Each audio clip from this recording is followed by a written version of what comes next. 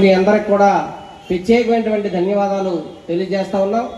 ప్రధానంగా ఈరోజు చూసినప్పుడు అనేక మంది మన మన్యం జిల్లాలో నాన్ షెడ్యూల్ ప్రాంతం అటువంటిది ఈరోజు ఉంది.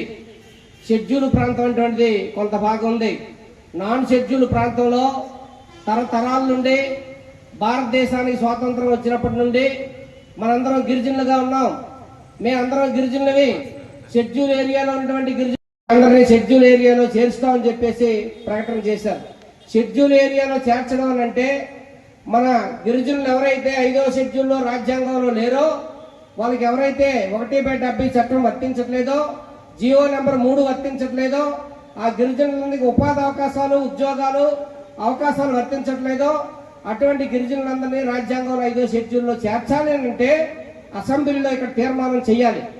అసెంబ్లీలో తీర్మానం చేసి అక్కడ పార్లమెంట్కి పంపించాలి. పార్లమెంట్లో తీర్మానం చేయాలి. పార్లమెంట్లో తీర్మానం చేసి